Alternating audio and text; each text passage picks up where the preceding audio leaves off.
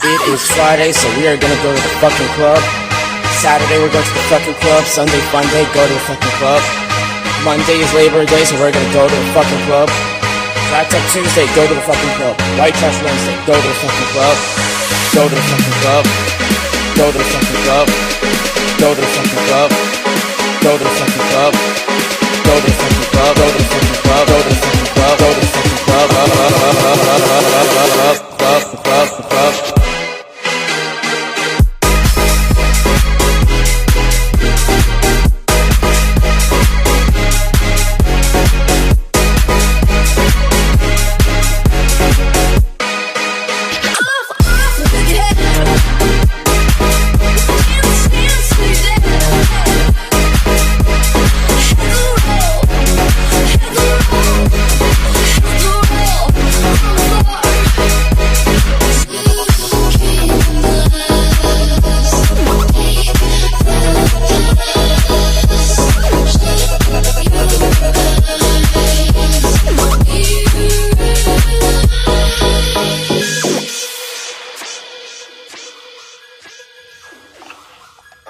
The memories that Tallahassee has brought to so many generations.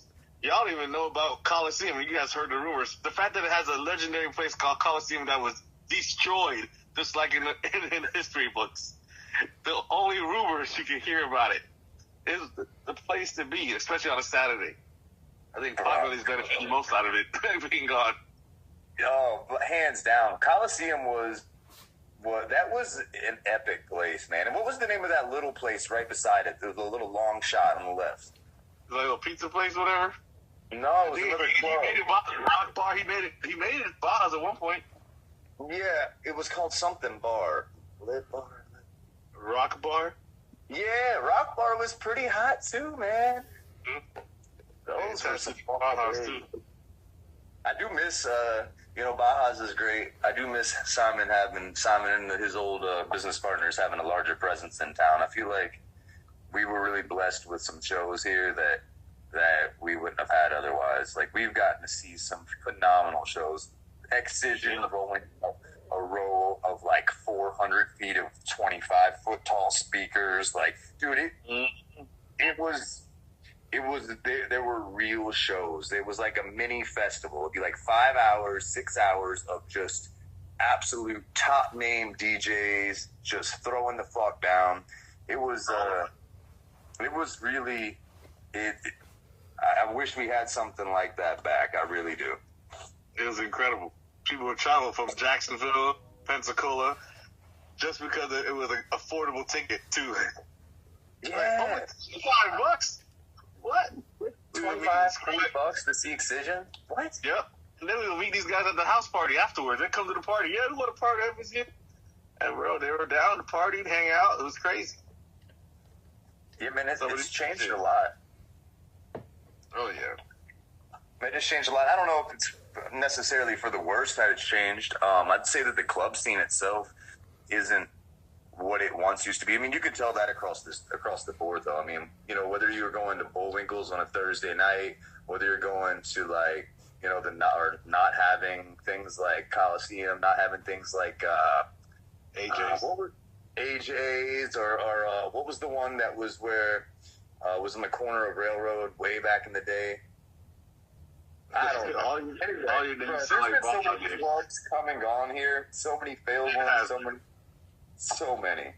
That's what everyone doesn't realize now. And they think it's wild now. They don't realize how insane it was every single day.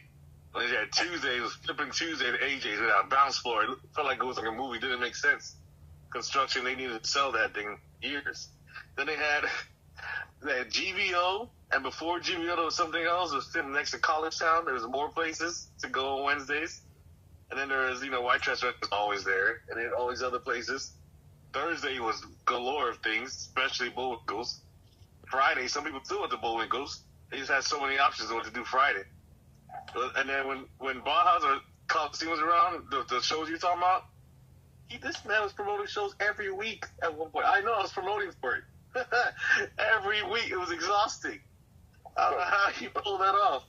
There was like months where Simon would get like 4 top 100 DJs. Every fucking week, a top 100 DJ. Like, it was, he really was running it. Insane. It was insane. You think partying was it was a whole different scale. You have to be training to be able to party in here this time. You're not just coming here and party. Back in my day, we had Coliseum, and it was wild. It wasn't even that long ago. Hey, Adonis, remember how you said that you had like no sleep for like 2 hours or something like that? Yeah. I think when we first got here, I met my best friend. We went out, but we went out every single night, and I think we had no sleep because we had to go, the regular classes as a freshman, and then we go party, and then hang out and play video games and go party, do homework and study, not even in the study. And we were like, I think we were to the point that we were like sitting in the hallway, didn't make it to the rooms, and we were passed out, and someone had to stop us. And finally got some rest. Oh my God. We had to like learn how to balance work-life party balance. This has happened to me so many times. I've literally, at one point, I was pulling an all-nighter every other night. Sometimes I would stay up for 48 hours straight. I would go to the club, come home, go straight to work, go from work to happy hour, party some more, go home, go back to work, and then finally, at some point, sleep. Or sometimes what I do is I would, like, take little naps. Okay, so this is funny. My dad will make fun of me for this, because, once I moved to Tallahassee, my sleep schedule was gone. It was already fucked up. I didn't sleep a wink in Tallahassee.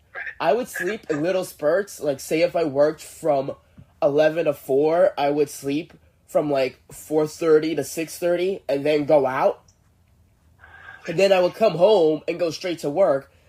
And my dad says, he'd be like, you're going to fuck up your mental health if you keep doing this. I'm like, well, I'm getting enough sleep. Like, I'm not tired. And he goes, what sleep? Sleeping 2 hours a night isn't sleep. He's like, that's a fucking nap. He's like, especially when you're sleeping from like 12 to 2 in the middle of the day or something. Oh, man. Hey, tell me you're trying to do Einstein there. I said 20 minutes is enough. 20 minutes of nap. Yeah, right? Oh, I wish I could sleep for 20 minutes. Honestly, there were days where I could, but, like, if you're talking about, like, 20 minutes a week, like, yeah, there would be every now and then I'd have to take, like, a day off or get in a couple hours. But I will tell you, there were days where I would just be up for hours and hours, and I'd look at myself in the mirror and go, am I human anymore? Like, how is this fucking possible? You're looking like hell. Looking like hell is how it's possible. Yeah, right? Power of youth. It's like being a clubster. That's what I start calling people like me that have a party addiction. I call them clubsters now. But being a clubster, it's like where it's a superpower. It's a built-in superpower. Hilarious. And no one sleep. Comes with endless energy. Fair warning, there is a kryptonite to your superpower that I have discovered that is very real in my own life. It's time.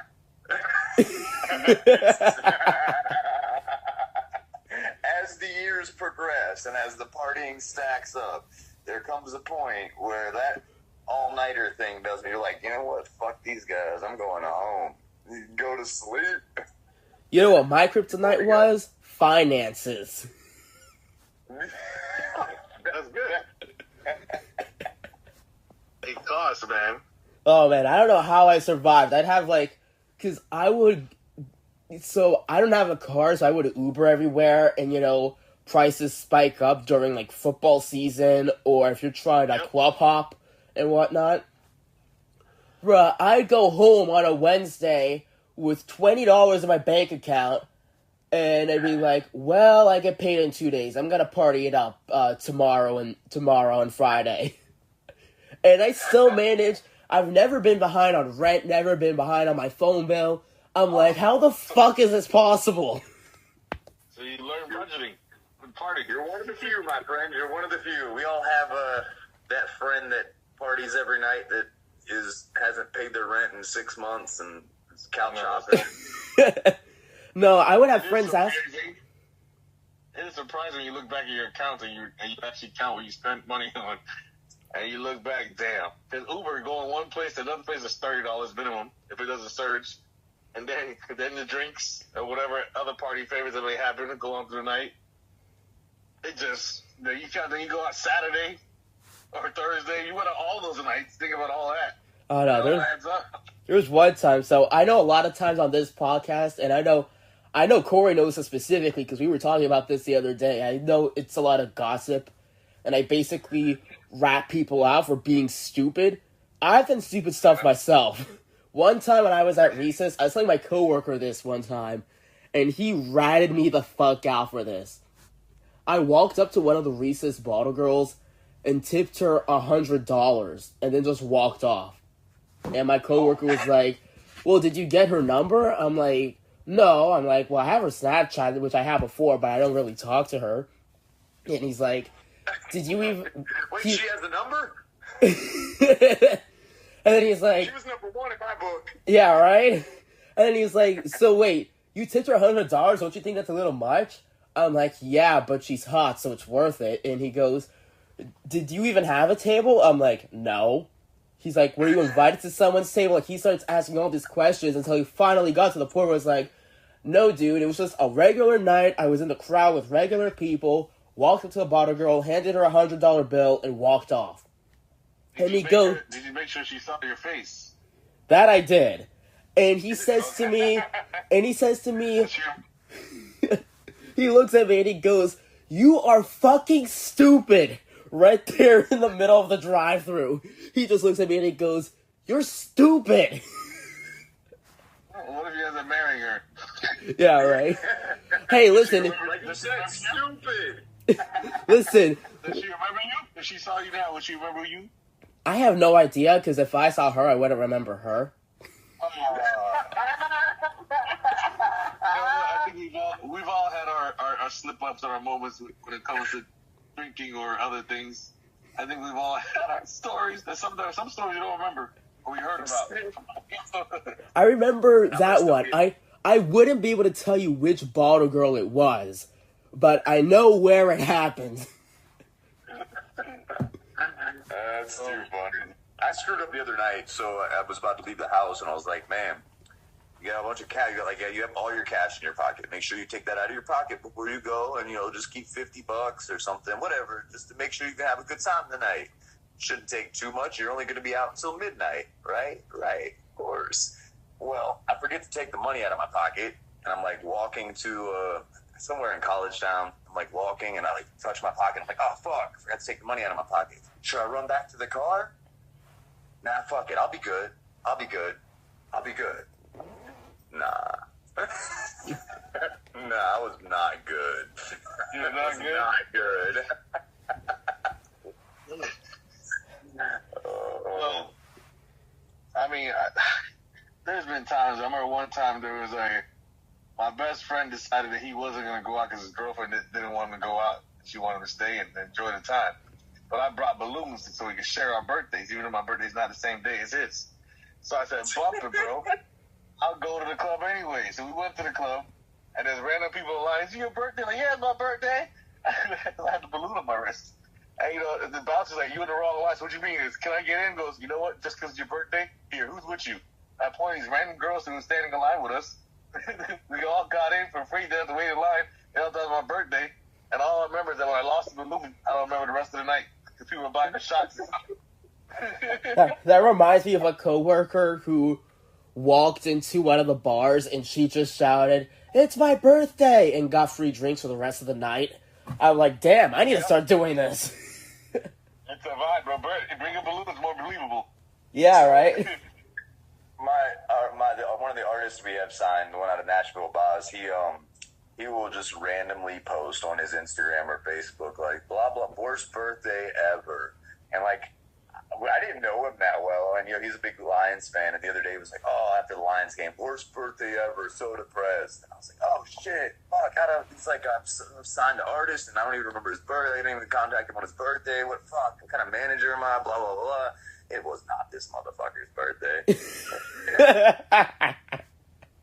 For him, it's yesterday. I seen some of the comments. He be using another account and insulting himself. Like, who's this guy? Who's the hater? I could go imagine him. Like, oh, this guy, bro. He hate on himself.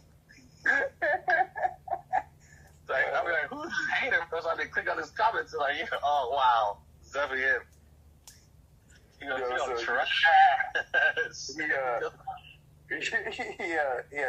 has this hater who follows us on I guess Instagram. I don't know if he follows the Ghost Bro page or Boz's page, but he wrote something like, "Who is that? Crack Miller or Whack? Who is that? Whack Miller?" Bro, I'm not gonna lie, I fucking lost it. It was so funny. Oh, dude, but, I commented back and I was like, "Listen, man. To be honest, we only signed him because we really think he sucks, and we're hoping to pay for his downfall." Dude, I will say, Instagram Reels has the funniest shit. In the comments, I posted this on my story once. There was like a video of someone making fun of like a fat chick, and everyone in the comments is laughing. And someone puts in the comments, he goes, "She's pretty." She's like, "Everyone's equally beautiful in their own way." And someone responded, "No, the fuck they ain't." It was so harsh. I was cracking up. I'm like, oh, I gotta share this. Yo, I was a nerd when I was. I was going to share this. I was a nerd when I was younger. I'm glad that social media wasn't what it is now, because my dumb ass would have got drugged. I'm telling you, I would have got drugged, boy. I was such a nerd. You probably been famous influencer. I guess that could have been. I guess it could have worked out completely different. Oh, the craziness. You know,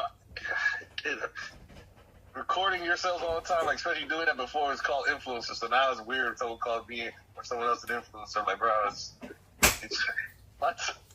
I can't stand it. Oh, so you're like an influencer? I'm like, God damn it. I guess, but no, that's not my intention, man. No, man. Oh man, it's crazy. Because me and Jonathan were talking. I was gonna say, me and Jonathan were talking about this one day in the group chat that large ass party animals with 150 plus people in a group chat. We were talking about social influencers because I was making fun of one. Her name's Brooke Monk, and I see her pop up on Snapchat sometimes. And you know, I always end up following her because she's really hot, and then I end up unfollowing her because she posts a lot of nonsense. I swear, it's a repeat cycle. And so she posts a bunch of selfies. She posts her boyfriend. I'm like, listen, you're a hot blonde. No one gives a fuck about your boyfriend. We all secretly want you to break up with him, alright? And she always posts these videos. She's like, oh, so today I'm laying out in the sun. Look at this lizard I found. I'm gonna name him Dory. Why the fuck are you naming lizards in the... Like, do you have nothing going on in your life? And then Jonathan was like, well, she's actually very smart because she's earning a lot of money by doing nothing. Yeah, she probably has no hobbies. Smart or lucky, one or the other. Well, I would say probably both. Well, the thing is, she's very hot because I know that's where she gets a lot of her viewers, is in her looks. Yeah. I mean, when you posted the picture of her, I only looked at the page. I was like, who's this stupid hot girl and what she's famous for? What is this? This shit's got, is it only her looks? What is it? And then I clicked and I looked and I was like, sure as shit. Oh, absolutely. Let me tell you something. If I posted a video on Instagram about me naming the lizards outside, I'm sure I would not have gone as viral as I did when I posted on Barstool to go to the fucking club every day. Well, let's look at this. Maybe you did. Let's say you did name lizards and you did it every day. You might get a following, bro. Not gonna lie. I don't think girls have. I'm like, you know, these girls with their tank tops and their short shorts doing shuffle dancing, they getting famous for no reason. I thought about it. Well, Corey, if you awkward and your big muscle guy started wearing tank tops and short shorts, you go viral for the wrong reason. When you go viral, you start giving it a shuffle. Oh, I know. We hate him, but at the same time, you know, it is what it is, I guess. You know, We blame the guys who watching it though. You know what I find so funny? Yeah. Especially on like TikTok is people nowadays, they go viral for the most stupid shit. But what I love is whenever there's like a TikToker reviewing other TikTokers, like those TikTok trends, like one popular one was when kids were trying to eat Tide Pods. And there were so many people who were like, what the fuck is wrong with you people? And, you know, I just love seeing people get fucking destroyed in a roast battle. Hey, I'm all for eating Tide Pods, man. If you're about that life, and you really think it might be a good idea, I challenge you to eat the whole fucking bag. Hey, be careful now, because we probably have a listener or two who will actually do it. Yeah, man. Then next thing you know, they go down this path of drugs and trying things out. What they're gonna say is the day I ate that fucking Tide Pod. That Tide Pod was the first stone to fall. After that, Honest is right. He said, "Don't be saying that because some kid might be like this. Eat the whole bag. You challenge me, huh?" Yeah, and then they're gonna sue you when they die. I started out eating Tide Pods. 2 weeks later, I was sitting in the alley with a one-legged homeless guy smoking crack. Oh my god, I had one guy come up to me at EDC. He's like, yo, so I found this homeless guy who's also a dragon trainer. I'm like, what the what? Then one of your podcasts, you run to some homeless guy, he was stalking you, and you stalked him, and it was a whole big mess. Yes. So my very last episode, I'll give you a quick overview of it. Another homeless guy teaches dragons. What kind of world do you live in? Yeah, so my very last episode, I spoke about a homeless guy who was leaving the strip, and this guy hit me in the head, snatched my phone, and took off. And somehow, some way, I chased him down, pretty much fought him, got my phone back, and ran off. By the time the cops got there, the guy was gone. So many questions. Like, why did he choose you? I never got hit in the head with a homeless guy and stick my phone taken. What's more interesting is the fact that I was screaming for help, and like literally we're passing the McDonald's, and there's a group of girls watching out, and they go, oh my god, and they're recording it with their phones. I'm like, put your fucking phone down and fucking help me. What do you want them to do? Well, yeah, that's true. They're recording it. They get it footage for you. Use that in court. Good material's hard to find, dog. Yeah, right? News stations pay money for that. That's probably somewhere in Barstool by now. But the other thing I spoke about in the last episode is when I first moved here, there was a homeless guy who kept stalking me and harassing me. I mean, he followed one of my friends all the way to his job site and harassed the entire staff there. And the cops were like, oh yeah, he's been on our radar for a while. You know, we've got a bunch of people reporting him. And long story short, one day the homeless guy followed me to my house. So I called the cops. I'm like, I'm not putting up with this shit. Like, you guys need to do something. They're like, we can't do something unless the guy's on scene with you. So I went to the shopping center where the homeless guy usually hangs out, found him, hid behind a building, called the cops. I'm like, yo, he's over here. Come talk to him. And then after the cops spoke to him, I never saw the guy again. And I started bragging about it at work, and my coworker goes, so a homeless guy was stalking you, and your solution was to stalk him back.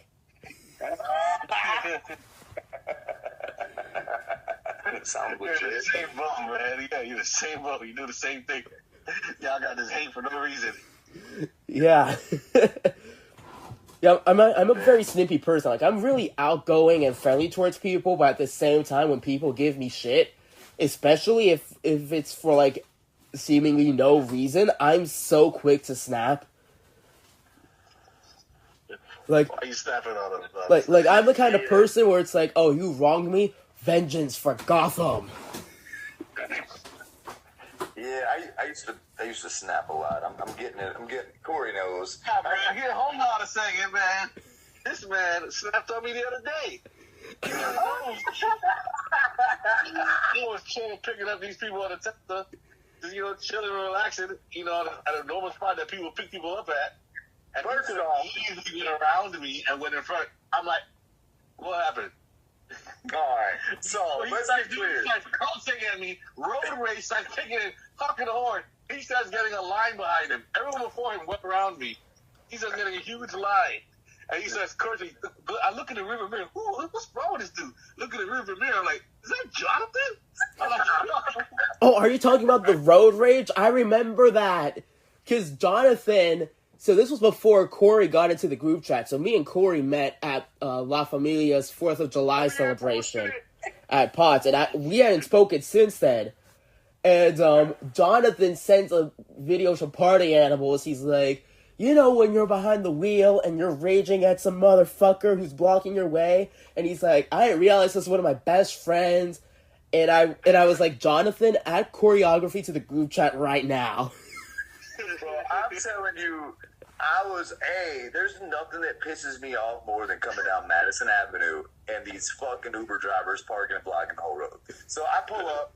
I got too close to him. That was my mistake. I saw the blinking lights. I just thought he'd be there a second. So then the car behind me gets too close to me. And then I get paranoid. And I'm like, I'm trapped. I can't go nowhere. Can't go forward. I can't go back. I'm fucking trapped. I tell you, I let this motherfucker have it. I'm rolling down my window. I got my head out. Hey, you fucking piece of shit. Get the fuck out of my fucking way. That fucking place is... I'm telling you, man. I was losing my shit. It was totally unacceptable. Like, totally not how I should be acting. It was so much. And, you know, I might have been embarrassed. I might have been. Had I not pulled up and it was this motherfucker and it made for the laugh of the century. I mean, I was ready to fight. You can see the vein pop, and I look like the mixture of that muscle kangaroo and a cherry. Bro, if you would have got out the car, I would have got out just as quick. I'd have been ready. It's like that one episode of... I was heated. Have you guys ever seen that episode of Family Guy where Peter and Quagmire have road rage and they fight each other, but they react so fast they don't realize they're fighting each other? No. And they continue to fight the whole time? Yes, that one. We were almost there, fam. We were almost there. He just went hot on the window. Oh my gosh, I'm so glad it was you. Wow. It kind of checked me too. The dude I got in the car, they're like, what's wrong with him? I'm like, dude, turns out I actually know him. He's got these people like getting in and out of the car. I don't know if they forgot shit or if they're just taking their time, whatever.